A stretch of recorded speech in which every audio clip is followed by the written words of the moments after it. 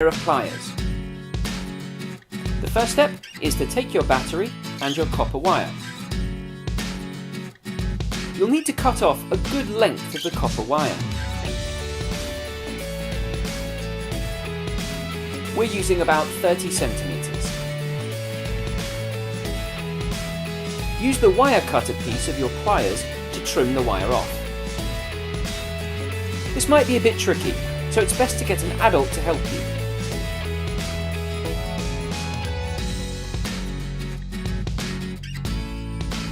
Once that's done, fold your wire in half and use the pliers to bend the end tightly together. Then bend them back the same way again.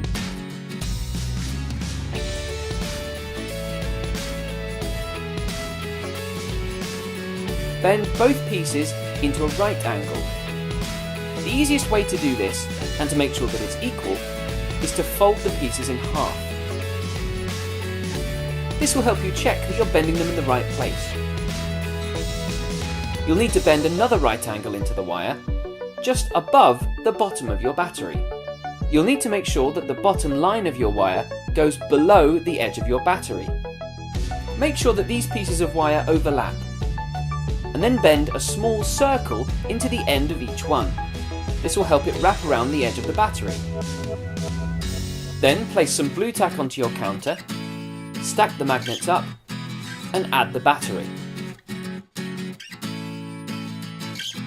Carefully place your wire over the top of the battery, with the centerpiece lined up with the middle of your battery, and let go.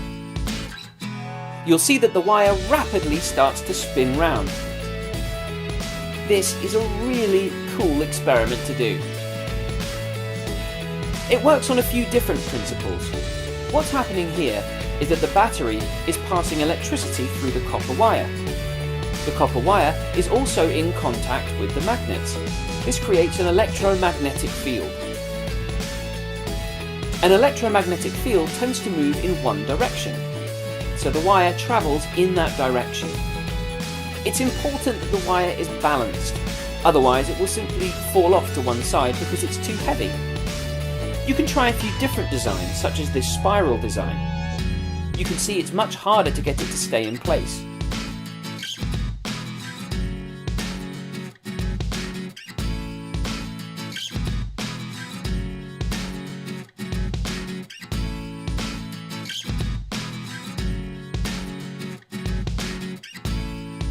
You could also try this apple-shaped design. I found that with this one, it starts to move very fast, very quickly, but it does fall out of place. And there you have it. That's how you can create a homopolar motor. The siphon water pump experiment. This is a tricky one. You're going to need some blue tack, 3 straws, a clear bottle, a glass of coloured water, a jug, some strong tape, a pair of scissors, and a tall glass. The first step is to take 2 of your straws and fit them together. This is a bit fiddly, but you can do it. This should make one long straw. Once that's done, take a piece of tape and stick it around the seal to make sure it's nice and tight.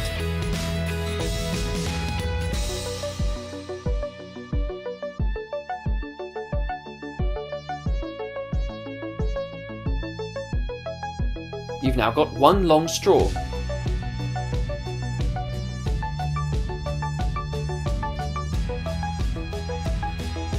Next, take your clear bottle,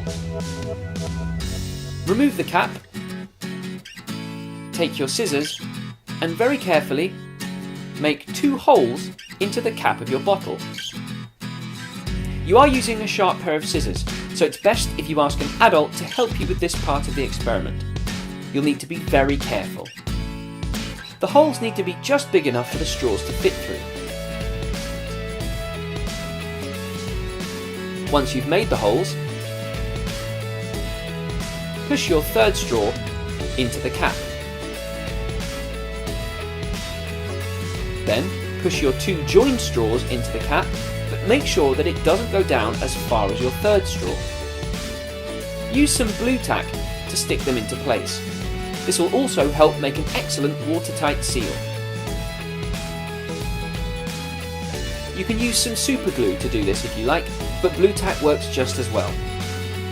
Put some onto the top of the cap as well. And once you've done that, place the cap back onto the bottle.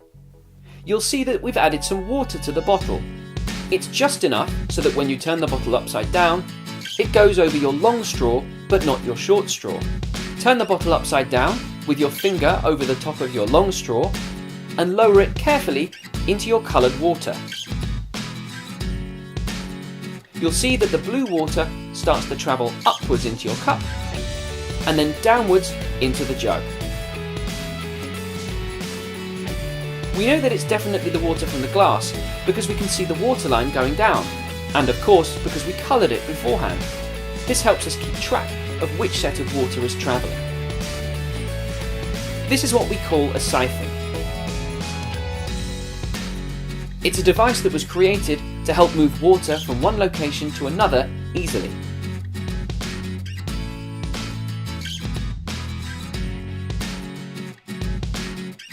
It uses simple principles of gravity and air pressure to help the water travel.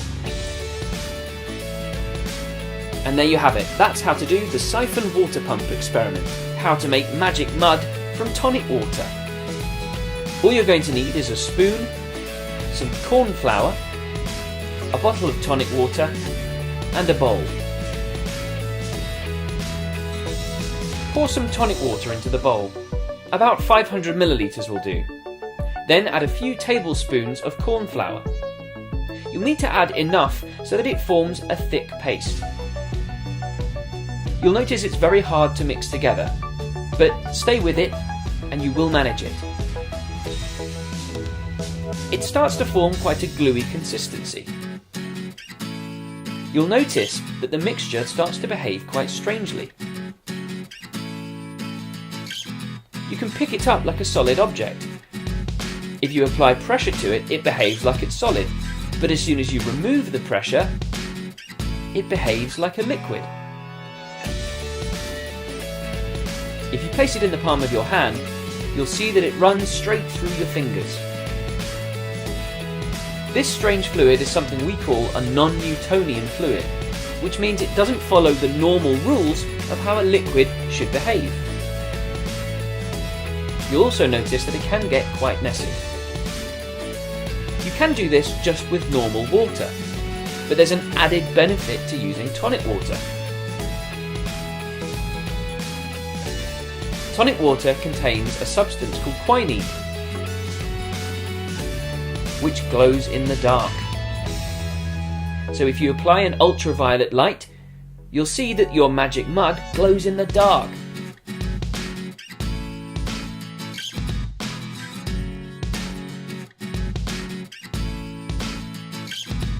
This is a great experiment to do with friends. You can see who can make the best magic mud. You could try adding some food colouring to the mixture to see if it glows a slightly different colour in the dark.